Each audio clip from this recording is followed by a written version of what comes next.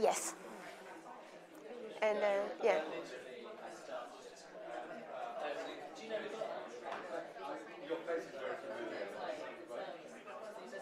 Okay.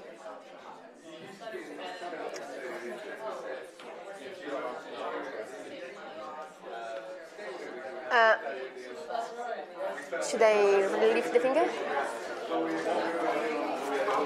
Okay. Can I welcome you? Thank you. So my name is Airoldi. I'm the director of the Government Outcomes Lab at the Blavatnik School of Government here in Oxford. And it's my pleasure, I'm thrilled to welcome you to the school.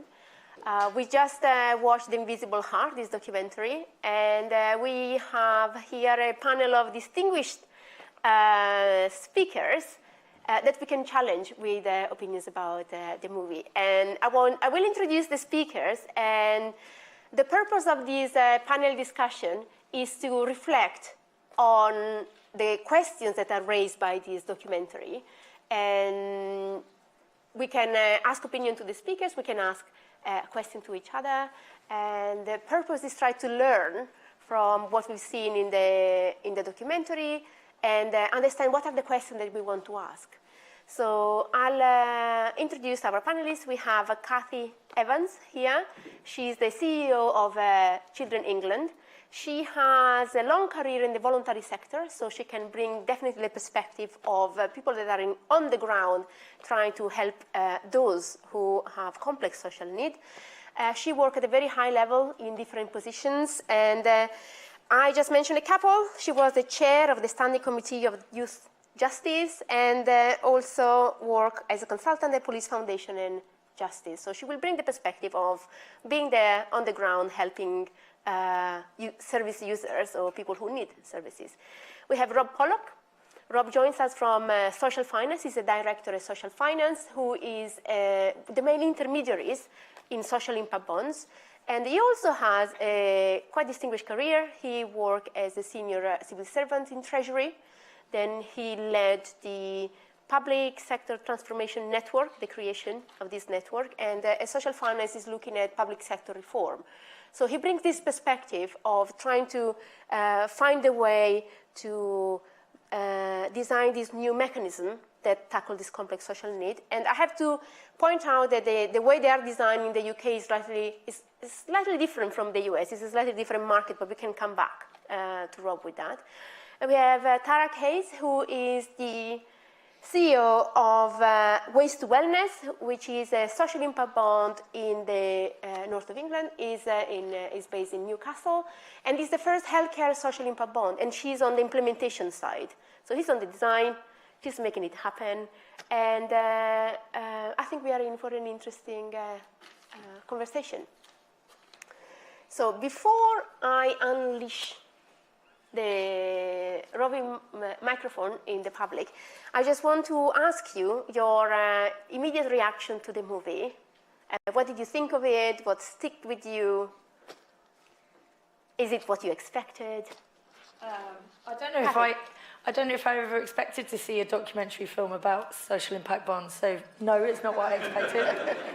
I'm really glad I did. I think it was extremely well framed. It combines some very passionate advocates for SIBs and the rationale for SIBs with some very cogent criticism. But I think that the centerpiece of it for me was the amount of exposure that we had to the realities of both frontline practice and the realities of the people who are intended to be helped by this practice. So I think it's going to be well worth watch. I would really like to think it would reach to a public audience that isn't already of an opinion about SIBs. I don't know how far it might change someone's opinion from what they brought into the cinema. It hasn't changed mine, but it has illuminated it. My takeaways, they're in no particular order. I'm wrestling desperately with the idea of an 18-year randomized controlled trial for small children. I can't get my head around it. How do you randomize 18 years of life and control that they get no special additional intervention, and let alone the ethics of it? I was struck by the very similar success rate in Utah of 99% compared with our Troubled Families Initiative success rate reported. I was struck by the phrase that this is about philanthropic gift versus democratic right, and I think that condensed something which I thought was missing from the rest of the film. There are a couple of quotes that I've also jotted down. The housing practitioner who said that human parts of the work are gradually fading while filling in all of his data monitoring. And then, for me, the doozy, the very brilliant Mildred Warner that I'd never heard of before from Canada. Excuse me, everyone, I'm a bit squeaky voiced. But she said, in addition to her description of the systemic reason why it was bizarre to think that 1 year of preschool could deal with 18 years and a complete societal system's effect on a child, said it's not prudent fiscally, too much else is moving in the system. And for me, that really captured one of my biggest problems with the idea of isolating successful programs to be hugely systemically profit-making for the spend on them. So I'm delighted to be here, delighted to see it. I have lots more food for my arguments. How about you, Rob? You bring a very different perspective. Well, I agree. I'm delighted to be here first.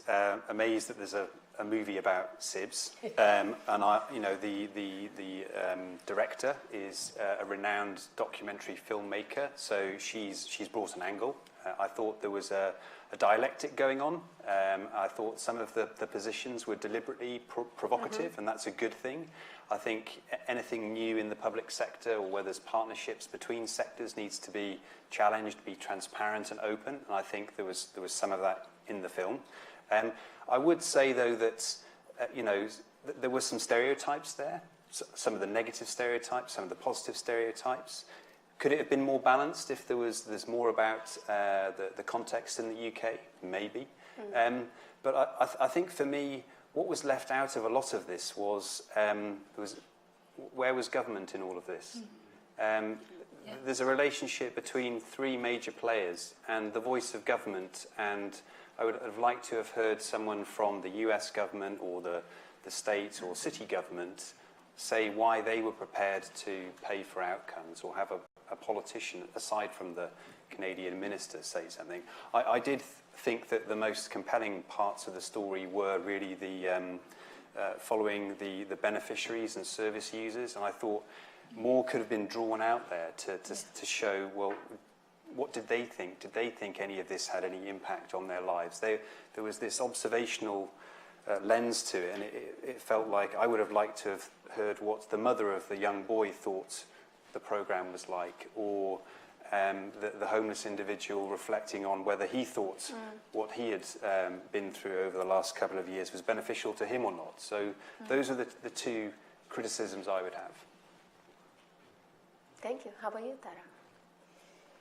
Well, it's interesting. We didn't talk much before. We tried, purposely, I think, kept quiet. So that the one thing we did say is the beneficiary voice was really, I thought it was represented more than I expected. So that was quite nice to see in the film. See the people, and I think for me what it highlighted is what I've always grappled with, both the good and the bad, is that these are really entrenched, difficult problems, and that when we bring social impact bonds into the space, it's because what's happening right now isn't working. And that, that was highlighted. I think that Rob made a really good point that we didn't hear much about it. I often do think of it as a triangle of sort of the community and voluntary sector and charities that are doing the service provision, the government and the investor, and we didn't hear much from that one point on the triangle, the public sector, as to the same degree as we did the other two. I thought I might find it more balanced. I'll be honest, I felt like there was a bias running through it that I didn't necessarily disagree with, but it would be interesting to hear what others say. I'm not going to say what I think the bias is maybe quite yet, but I thought, or should I? I thought she was sympathetic to one side, the filmmaker, and she was using humor to particularly draw out at the expense of one part of the argument, which I thought was interesting. Do you think there was a bias? Yeah. In a view, like she, instead of being more agnostic, like her position transpired instead of being neutral. Well, and I guess the question That's is, your view. does the data, did the interviews, does the reality just shed light on that? Did it force her down to make one side look better than the other, or is there something in the way she's filmed it? I would say probably a bit of both, but maybe more the latter. But I would open that up to the floor because it's not for me to decide, is it? Let's do exactly that.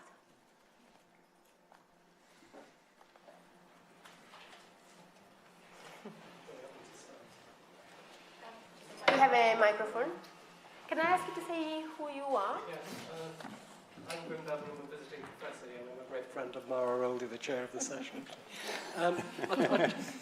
Because I felt like you, there was a particular line on this, which was questioning the whole thing.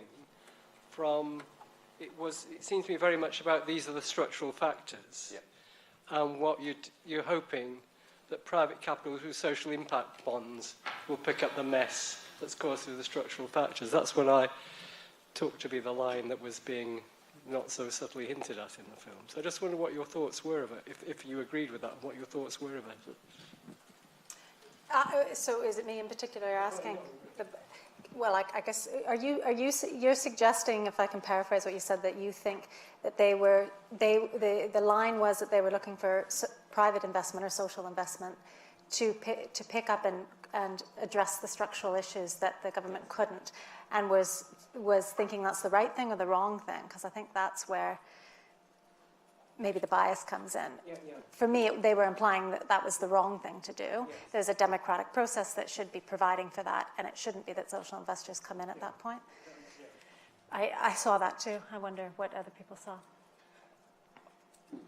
I think, from my perspective, it's easy to be led down the line that large profit-seeking financial organizations like Goldman Sachs and the very wealthy philanthropists are the face of investors behind some of these things.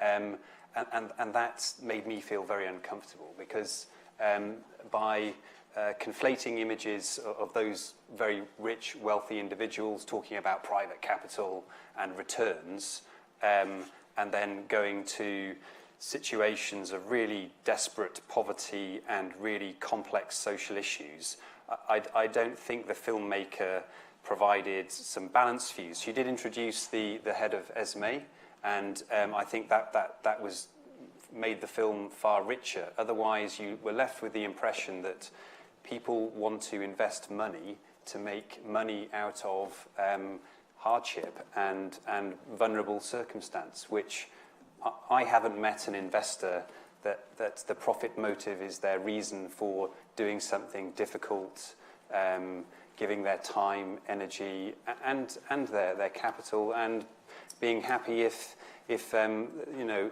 what they wanted. Ideally, you get your money back, but you achieve social outcomes. So, in all the work I've done, it's always the social outcome is first, and there is this fixation on the investor, which I think is personally unhelpful, because in a sense this is project finance, and project finance has been around in the public sector for donkey's years, and SIBs are somehow, because they deal with social issues, seem to be, you know, really draw out very opposing ideological arguments, in my view, from the left and the right, because we're in a very polarized world at the moment.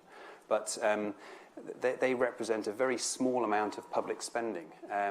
There is about £180 billion worth of public spending in the UK, which is delivered by the private sector. And all of those private sector companies use project finance and loans from financial institutions to fund their operations. So, you know, investors are already getting a return from the £180 billion of public spending. But we fixate on what is a very tiny bit. And it seems to draw out a lot of criticism, where I'd like to see greater transparency and some of this concern rooted at some of these larger companies, which do, I think, there are questions about value for money for the taxpayer. I don't know how to assess bias on a topic which is so inherently contentious. The whole concept of a SIB, whatever you make of it, is a very radical departure from everyone's previous understanding. Can you define the concept of a SIB? Well, I think the concept of a SIB is that you are taking the willingness of private investors to upfront invest in social programs, social benefit programs, in the hope that in the way in which they do that will improve service outcomes, which in turn delivers savings to the taxpayer that are then given as a reward. Is that not? But whether or not they do, but well, okay, I don't know. I don't know what being. I would say, okay, can I just say, there is a cost-saving narrative that we've seen at the beginning when SIBs were developed. I don't see as much the emphasis on the cost savings anymore. So there has been one of the curious things about social impact bonds is that they have been described as a chameleonic feature. So over time they change, they evolve. So the cost savings argument at the beginning was strong. And I'm not sure that it's still I'm trying to get to the feature. bottom of what it means to be biased on a topic which is so new, on which there are different opinions for valid reasons. Then I don't know whether there's a neutral position from which to be biased. As I said, I can easily see that there are many things. I completely agree with you. I don't think the voice of why government is involved or what the benefits to the public might have been for those who see it, but I'm not sure whether we can say it's biased. I've never seen anything else about SIBs to use as a marker that was more or less biased. So just on the question of bias, I don't know how to assess it. But from a perspective of working with charities over the last 10 years, we have been bombarded with a near evangelical pitch that SIBs are not just a way for transforming and improving practice, but that they will be the way of financing in the future. We've had secretaries of state who said this means that in future we will never pay for anything other than what works. Taxpayers will never pay for anything other than what works. So whether we're there yet or whether we will ever get there yet, the hyperbole about SIBs has been extraordinary. And it has been about saying, this is the future, get with it, to my members. So I think it is perfectly valid to go to some of those who are full of that hyperbole as representatives of that. So, I completely agree. I think the way it's manifested in England, in the UK, has been quite different. It hasn't involved Goldman Sachs, for example. But I don't think it's illegitimate to go back to basics about how this came about, what the hyperbole was, and whether or not it's proving to be true. Thank you. Can we take two questions? I think one? Yeah. Hi, I'm Anna Gross. I run an education charity.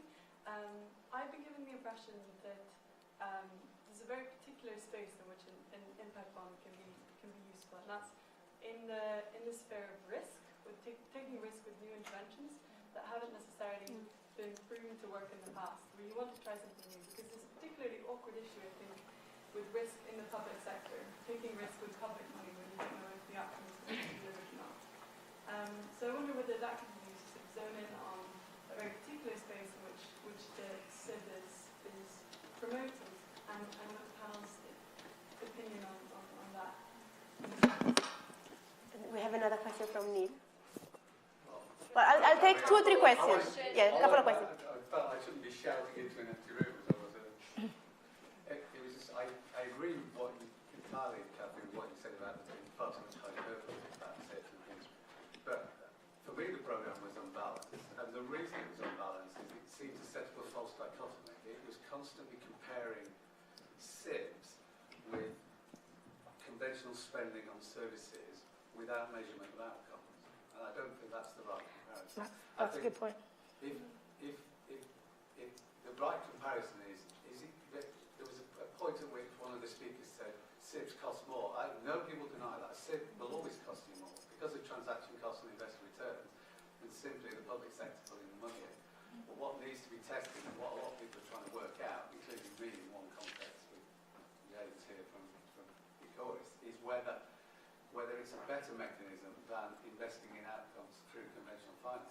The problem I have with some of what we said in that film, the problem I hear from some politicians in this country, is you either do it all that way with private finance, or you don't do it at all, and you just continue to spend money on inputs, which was the best point that Ronnie Cohen made, I think. That the alternative is just measure inputs, which I'm not very comfortable with at all. Yeah, like on this point quickly, and then we'll collect some reflection, and then I'll come back. We're not very good at taking turns. I am Roger Bullen from Triodos Bank. I think that was one of the issues, really, was that some of the examples, particularly the American examples, had some fairly awkward feeling measures within them, which were, I think, input measures. So the 40,000 joiners and getting a reward for that, which then miraculously was reduced to 7,000 to make it more achievable. Those things actually serve to discredit an outcomes-based approach to commissioning, which I think is unfortunate. That those things came to the fore rather than some of the measures of distance travelled by the recipients of the services. And if I was a provider of those services, I would be a bit worried about that, because what I would want is to see an evaluation of the effectiveness of the services that were delivered rather than how many people I got through the door. And some of those things are actually invented in to benefit the investor, to make cash, to generate cash flow for the investor. And that's where I think there is a big difference between the American experience and the UK experience in terms of motivation. Thank you. There was a point here. Is it on the same point, or can we discuss this and I'll come back to you later? Okay, so there is a point for Anna on, isn't this about trying something that is completely new? So social impact bond are to test some new intervention, and it's not prudent to invest public money, and so the investor takes some risks. And so if it doesn't work, it's a good use of public money. Is this what SIBs are for? Changed over time, hasn't it? In that was, I think that was more the model of a number of years ago, but you can probably comment more on that than I can. I'd agree. I think that there's a really good evaluation out by the PIRU at the moment, which you could read, and I think it does conclude that actually a lot of the interventions that have been tried, and this was referenced in the film, there is an evidence base behind them. So I think whether it's the newness of the intervention, I think if there is a risk transfer, I think it is the delivery risk. I think having worked in the public sector, I think often we try and do things, but we don't deliver them very well. So it's the delivery risk, not necessarily the innovation in the intervention. And that's quite hard, because even if you're a public sector commissioner, you're still somehow politically accountable for the things that you're paying for. So it's far more complicated. And I 100% agree with Kathy. I think you hit the nail on the head. This is a very contested space, and everyone feels very strongly about it. Yeah. And that's probably a good thing. But I think it's also probably a factor of, I think, going back to this tripartite thing that Tara mentioned, you are trying to partner across private, public, and not-for-profit, and it's always going to be a challenge. When the partnerships work really well, then the financing mechanism is actually the less important thing. The more important thing is those three groups around a table trying to solve a problem and bringing all the collective resources and relationships that they have. So, firstly, I would like to say I agree that actually we weren't seeing a comparison, or the assumed comparison was business as usual would be better. And I don't really buy that. I felt the lack of context in terms of business as usual is getting worse in many areas, certainly financially. In terms of risk and innovation, at the risk of sounding trite, so we lack the government perspective on their commissioning role in social impact bonds, but it is a form of commissioning in one way, shape or form. And my catchphrase is commissioning for innovation is like dancing to architecture. It's the wrong verb for the noun. What you need for innovation is space. So real practice innovation takes place when you create a space for practitioners to do things differently without being sacked. So I don't think, I think if SIBs are themselves an innovation, and I think that got misunderstood as therefore having to mean SIBs will fund innovation in service delivery, and I don't think that any of the interests of investors would allow that. Because if they're taking a risk of losing their money, they want evidence that they might not. So I don't want to see SIBs recast to be huge, high risk for practice innovation. And you can innovate in all sorts of different ways, but practice innovation, a SIB will not support it. And I can't see how it could, because it is so bureaucratic in terms of how it constructs its hypothesis that creative freedom for practitioners is not written in. So I'm also quite sanguine about the obsession with innovation anyway. So I think we have a point from Tara on that, and then I'll use my chair position. You're going to to say use your something. chair. I won't be long now. Your question, Anna, about the risk. I think this debate about innovation risk is really interesting. I've been leading Waste to Wellness for about 3.5 years, and the investors will say it's quite a risky endeavor, and that they've actually learned from that and tried to take things in future investments and have the risk a bit lower. And I find this whole debate really interesting, because on the one hand, if there isn't innovation a risk, then why are we going outside the public sector to fund it? Why are we inviting these transaction costs? Why are we inviting this complexity of relationships? But on the other hand, as soon as we went live, there was a real push to reduce the risk. And sometimes that, if you're trying to innovate, it isn't compatible necessarily. And the relationships in innovation are around trust and change management, and the level of uncertainty and discomfort around that uncertainty is very high when you have a lot of risk and a lot of innovation. So I find this point really interesting, that we have to find the right balance.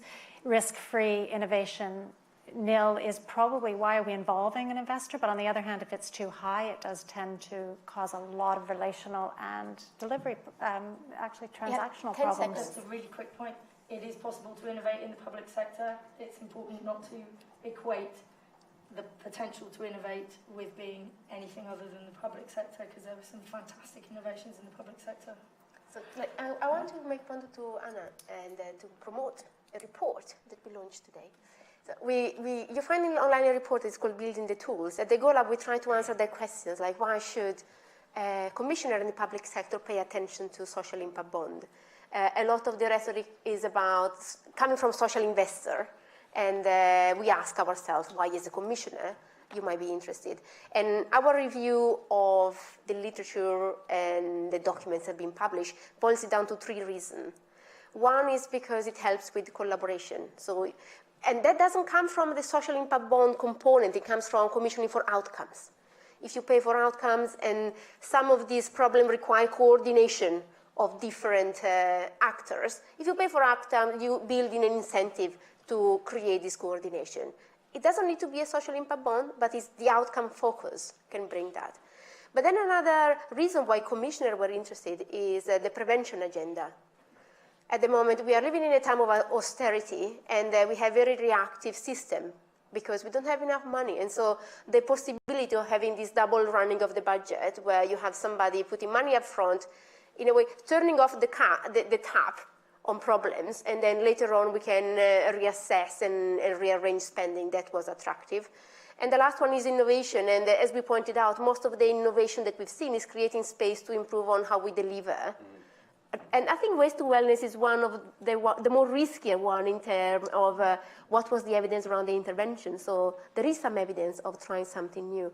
Those are hypotheses, though. The big question is, are we delivering on those? And so are we improving collaboration? Do we see the injection of patient capital that allow the double running of the budget, and then we can reorganize public spending in a better way? Do we see the transfer of risk on the innovation. So your point on the moment it went live, you felt this pressure. I think those are things that we need to put out in the public domain and try to learn, like, is it natural? Was more of a, how can we create more of a trust and a partnership relationship where you don't have these pressures in the governance arrangement?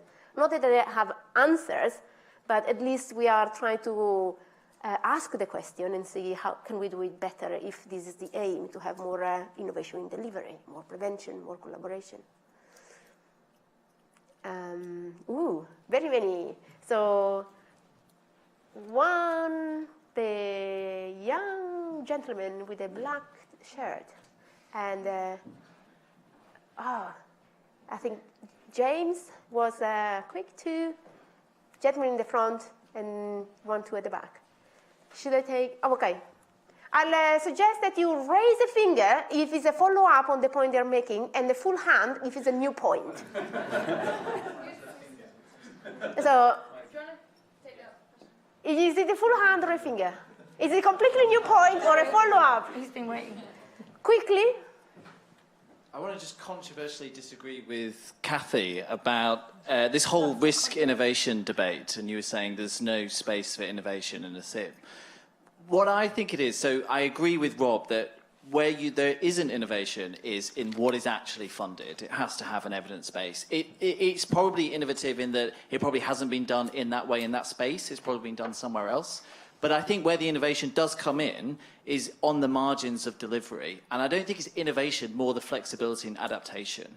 So what people say is that we've spoken to is in a normal fee for service, things will fail and everyone will shrug their shoulders and go, oh, isn't that a shame it's failed? There's no appetite for that in a SIB. So if it's failing, the conversations are, why is it failing? What can we do differently? And so there is this pressure to constantly change and adapt, which then does lead to innovation. So it's not necessarily a completely new service at the end, but it's new approaches to engaging people, it's new approaches to building relationships. So actually, there is space for innovation once you're in the SIB, I think. Okay, there was another point here. I just want to point out, qualify James' point. James has run most evaluation of social impact bond than anybody on the planet. And so it's just not his opinion. No, we are in the front, and now we some acrobatics. So from someone who's very informed to someone who's not, I do very little with social impact bonds. My day job is advising corporations on innovations, and it's something that very occasionally comes up. Just following on from you actually answered my question I was going to ask about why engage the capital markets, why engage outside of the government, and the 3 answers you gave around collaboration, prevention, agenda, and innovation.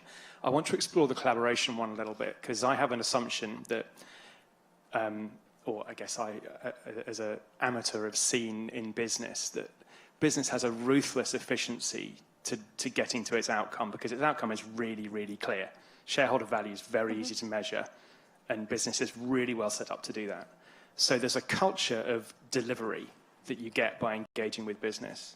So my thinking around social impact bonds, if you tie an outcome to commissioning, you do that with government money, that's one thing of doing. But the social impact bonds brings that ruthless efficiency to drive results. And if you can attach the social outcomes to the commercial outcomes, in a way where they can piggyback, if you like.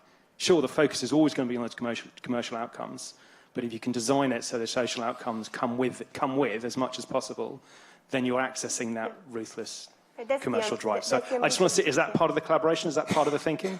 Another question? Very patient. We are collecting 3 questions, so 3 or 4 questions. So this is a new question. There is a new question here.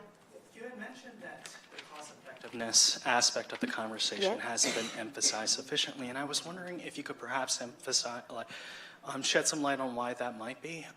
We've seen something similar in the American healthcare system. The American healthcare system was experiencing 8.5 annual compounded growth, and there was the word unsustainable was being thrown around a lot. People in the Obamacare bill were discussing the affordable care organizations where a bundled payment would require innovative approaches, ways to deliver outcome-based health results.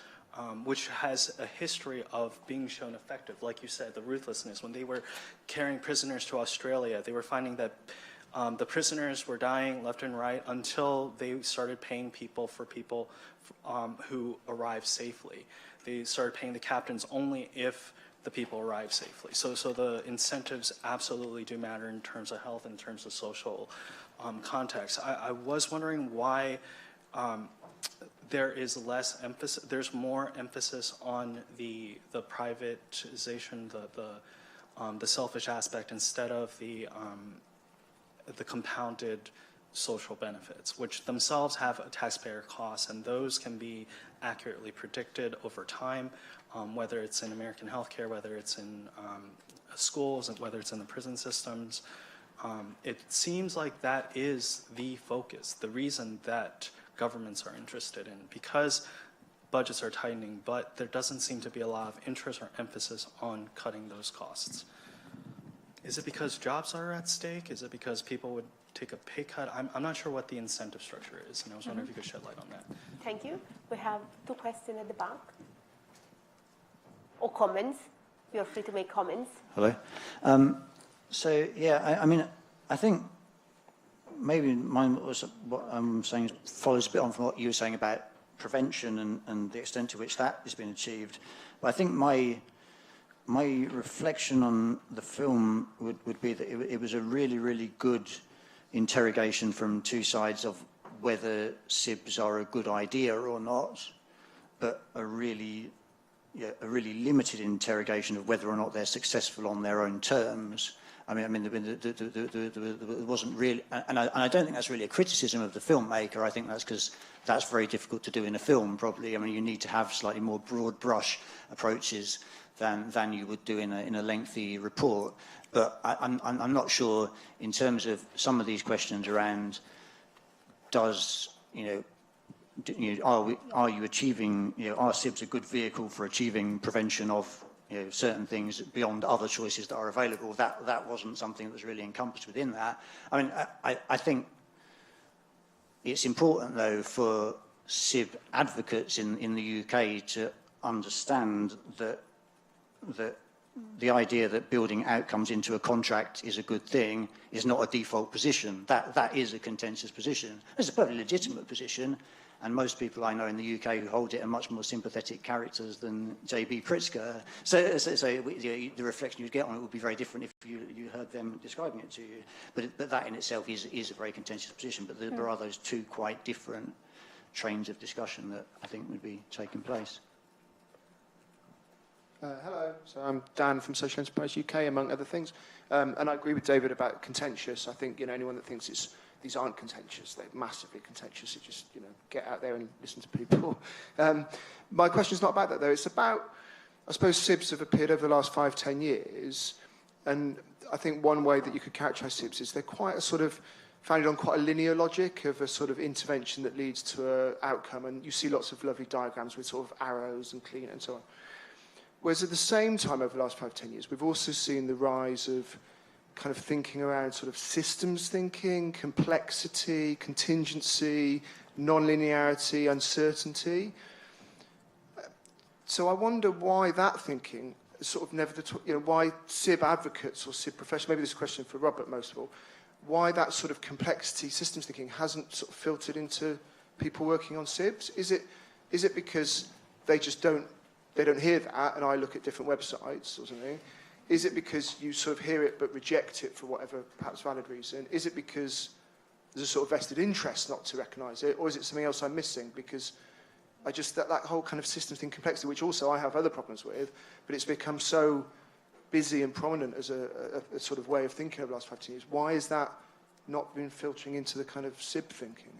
That's certainly the way I think, and I joined an intermediary organisation, but in the end, very little of our work is actually doing transactions on SIBs, and that's probably 15% of our work. A lot of it is developing the business case for change with social sector organisations and the public sector, because there's a lack of capability in both. I'm a great advocate, I think, of systemic, joined-up ways of working across the public, private and voluntary sector. And there is actually, it's embedded in the Treasury's Green Book. There are unit costs and there's a way of working out those. It's very hard, I think, to turn that into change. And I think that the city planner brought that out very strongly. I spend a lot of my time telling commissioners they shouldn't bother doing a SIB because they could do it a lot easier, more directly with a provider.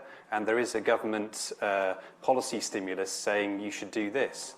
If you want to take advantage of the policy stimulus, you can do that. But I think you need to go into it with an open mind. And you know, the current life chances process, there's a lot of money available on the table for commissioners and potentially opportunities that are quite useful for VCSE organisations to take advantage of. But they often get into this process and realise actually it's far more rigorous and I'm really going to have to commit to this if I want to do it. So I think I've realised since getting into this debate that clearly there are people who very early on were saying, as I think Ronnie Cohen was, that this is the revolution and will solve everything. And I don't think social finance has ever been an advocate for that. I think we've been very measured, and I think we say there are some areas we're working in, so domestic violence prevention, it's completely not right to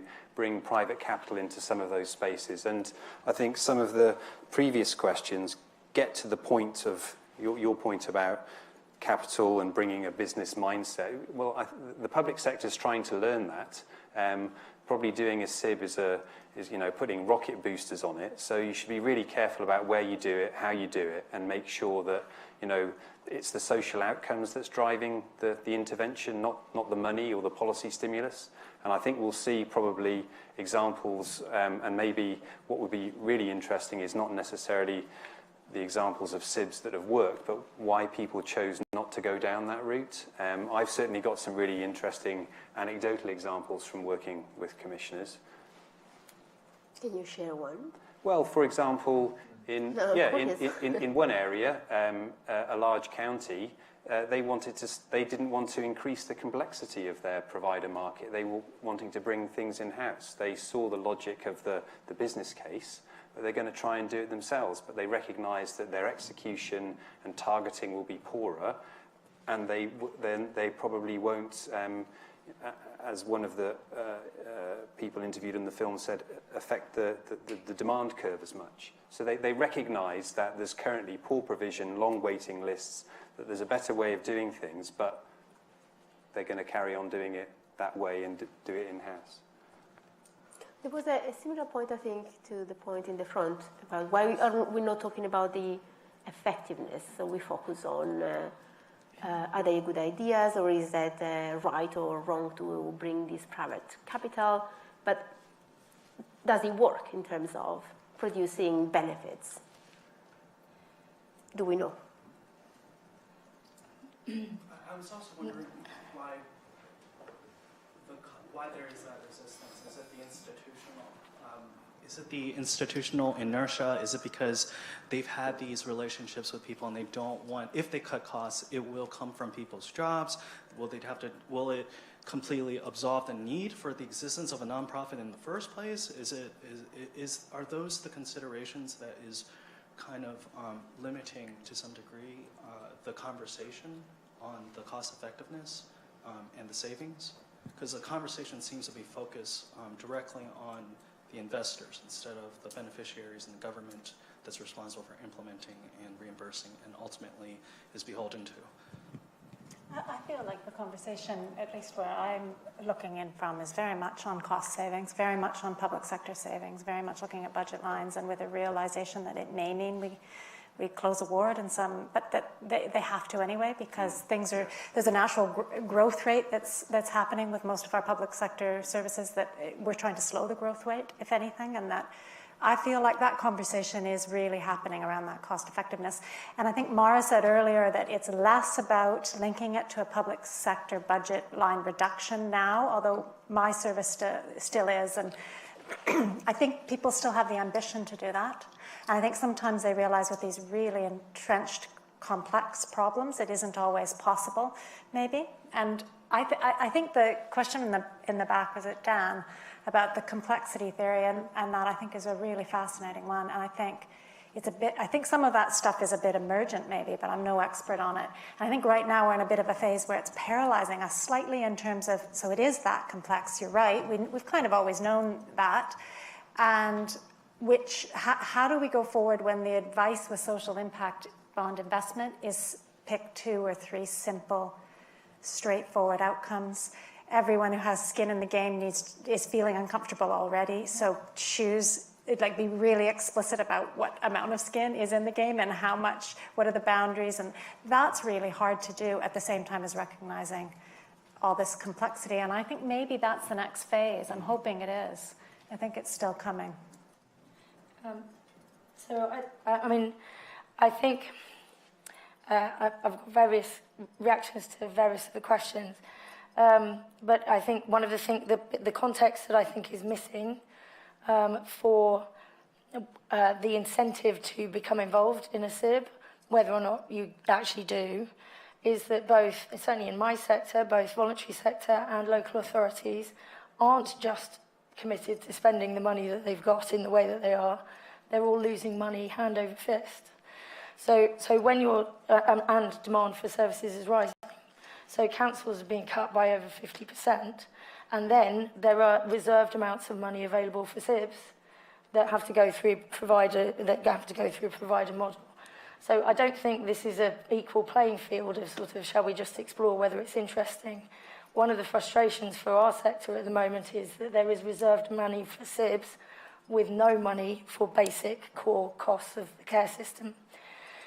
And then taking it into the complexity arena, one of my biggest concerns I've seen SIBs in fostering, adoption, some of the first off the blocks. And it's not that they didn't deliver in their own practice some very good practice, but for children in care, I can't think of a more complex system with which you produce outcomes, good or bad, in adulthood.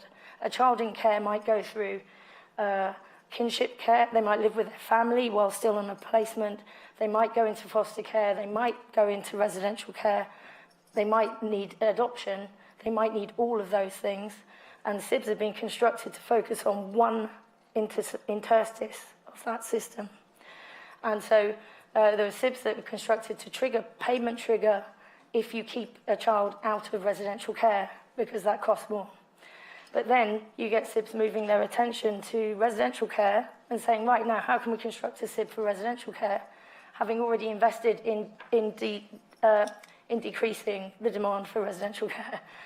If you look at residential care, the problem is not capital, it's drowning in private equity finance. The problem is not capital, the problem is public investment, none of it, not for 30 years. So it doesn't really matter which kind of capital you're putting in. The assumption that you'll get anything back out is pretty bonkers until there is public investment in the care system, not just purchasing for spot purchase. The idea that a ruthless focus on outcomes could kind of be recreated from a ruthless focus on shareholder value. Well, with or without SIB, that's the core premise of payment by results, which is knitted into most SIBs as well.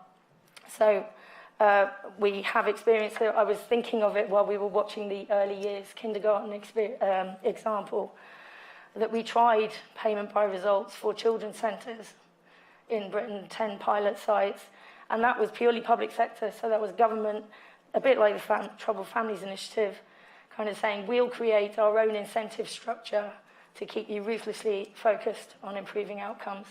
And the pilot collapsed and closed because it wasn't working, but more to the point, it actually found this was premised on a complete misunderstanding of what motivates practitioners to do a good job. Right? So even if the management of an independent nursery might be incentivized by getting payment rewards, the care staff aren't. And, you know, in a lot of cases, the care staff aren't being paid much more than minimum wage. So, you know, the premise that payment and reward can incentivise better practice needs to follow through to the people who deliver the practice if it's to hold, and it doesn't hold in most cases. But we also need to take a moment for Goodhart's law, which we seem to not remember, but it's been around since the 1970s.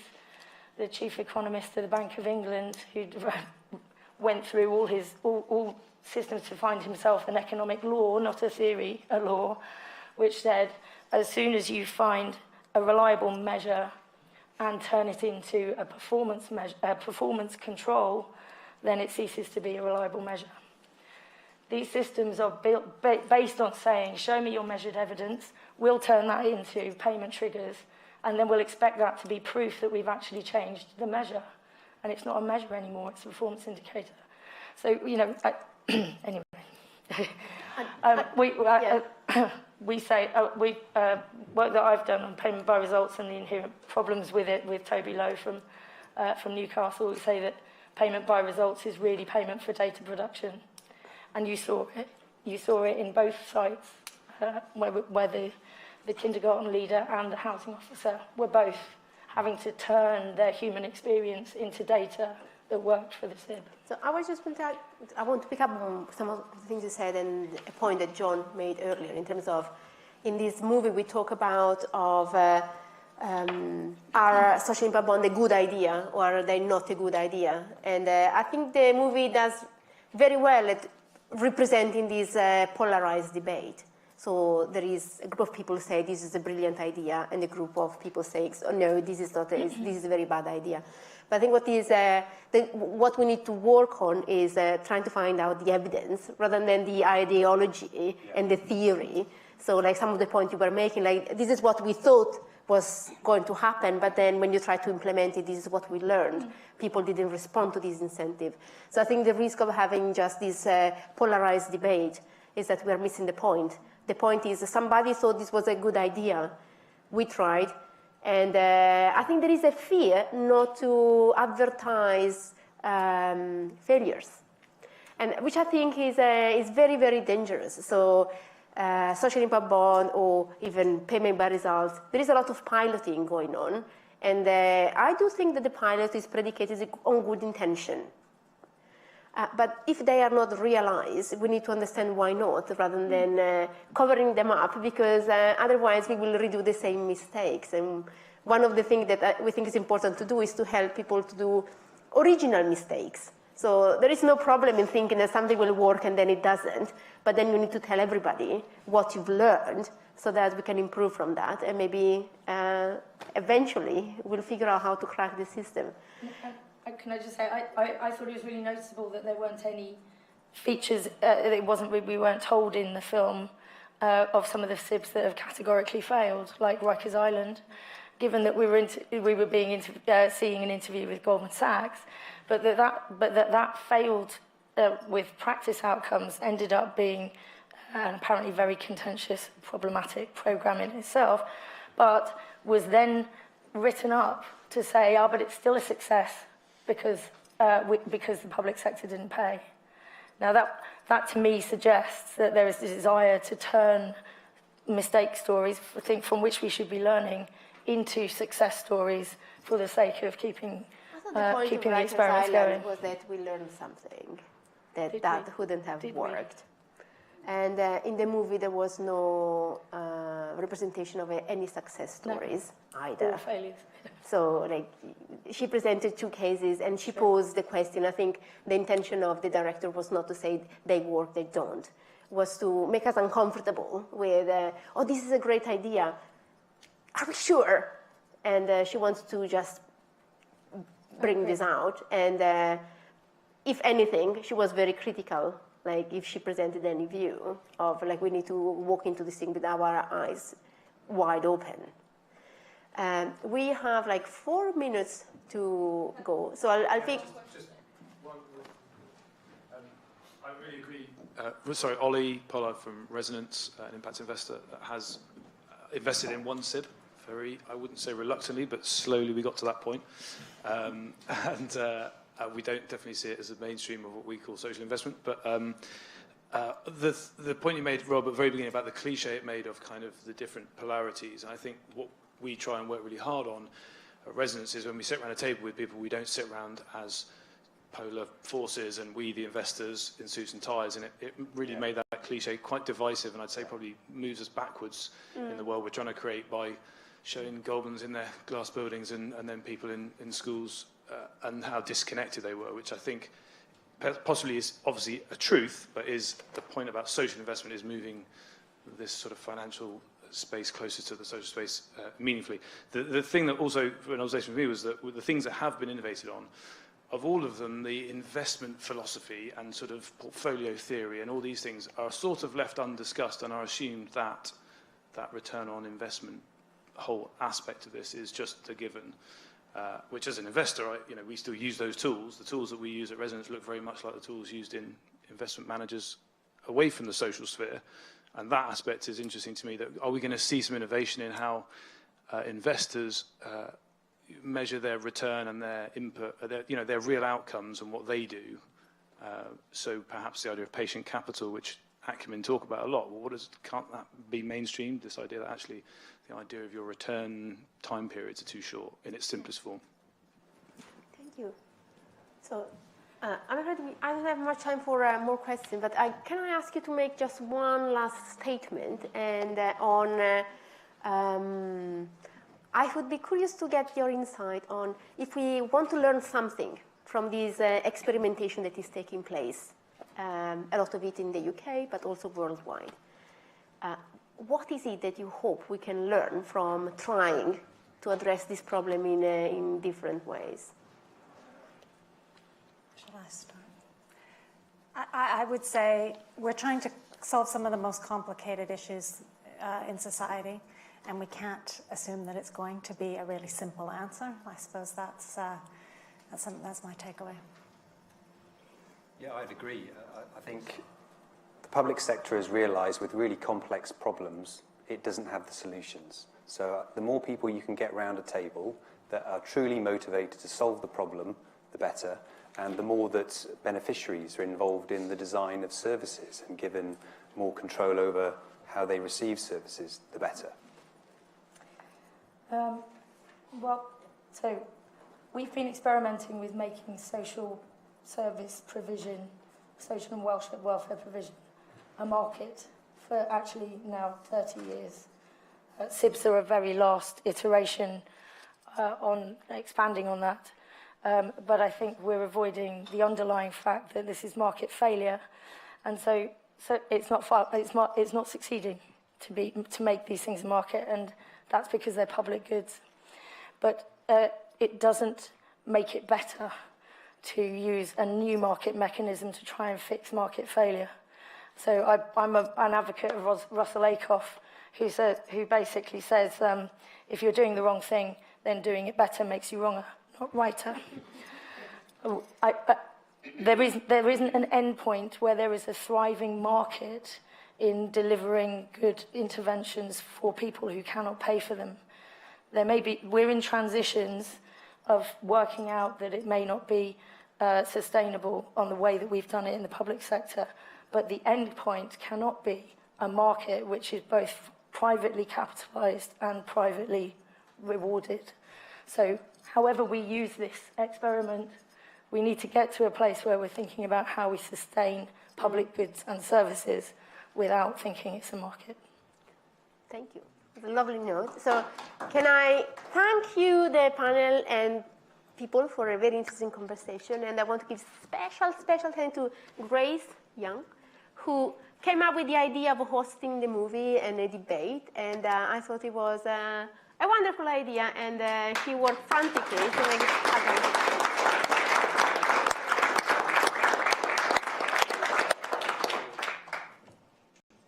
Great. So, come in the front. Thank you very much for coming. It's been really fun for us to host this film. It's obviously made everyone think, and I really enjoyed the discussion afterwards as well. Please carry on the debate. I'm sure there is still lots that we're all itching to say, certainly there is for me. So we'll be up on the fourth floor, and we'll be serving wine and canapes. Please join us, it should be lovely up there. We'll leave everyone up, but in case you need to or you get lost, you should be able to use the lift and get off to the fourth floor, and you'll see us out there on the terrace.